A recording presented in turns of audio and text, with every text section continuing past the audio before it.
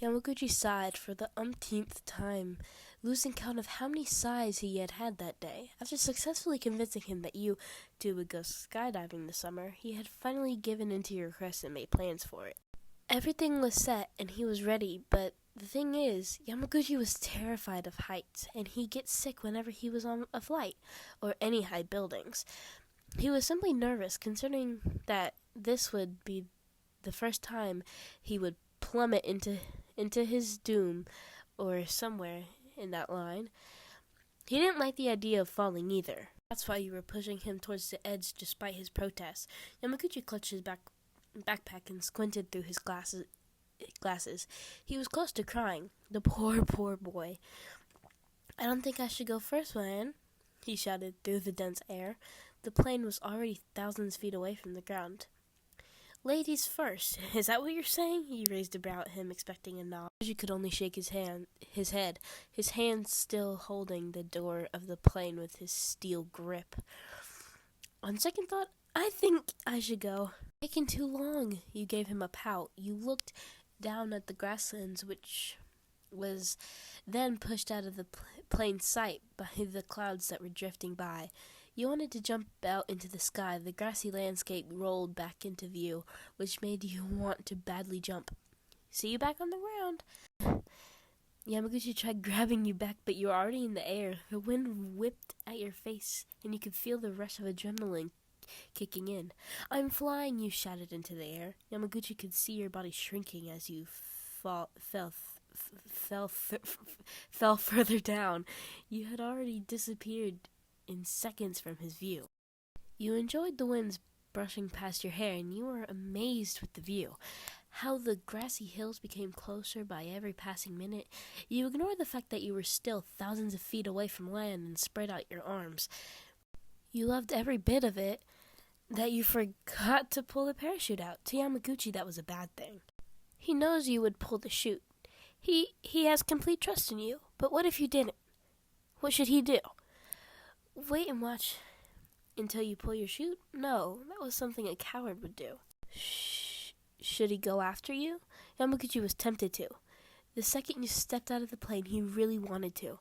He was mad at himself for not going after you earlier. Are you going to jump or what?" Another passenger asked, still waiting for his turn.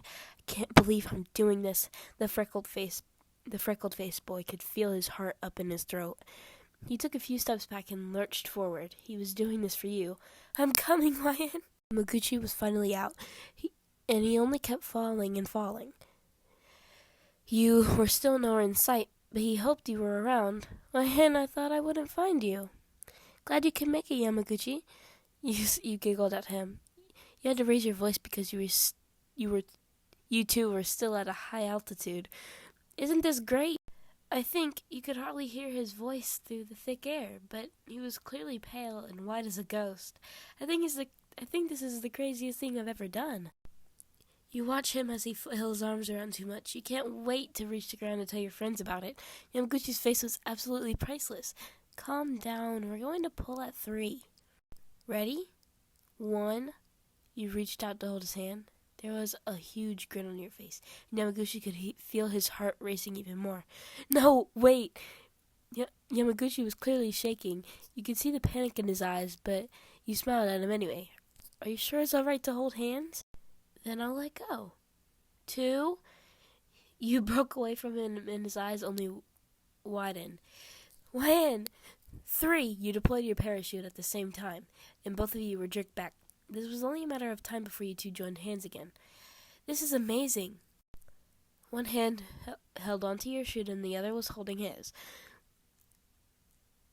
"We should have gone together if you wanted to hold hands, like those guys." You pointed when the passenger earlier had his instructor on his back, like a bag.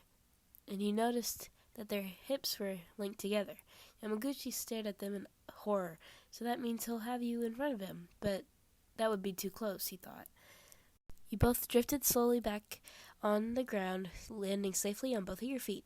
"Wasn't that fun?" The taller boy couldn't get a decent word out of him since the rather risky jump you've made earlier. "Too dangerous." "So, you want to go again?" Yamaguchi was silent. He was holding down the bile that was climbing up his throat. He had to hold his belly tightly. Silence means yes, so you grabbed him towards the plane where you jumped off. This is going to be fun. Yamaguchi was already turning pale. Again.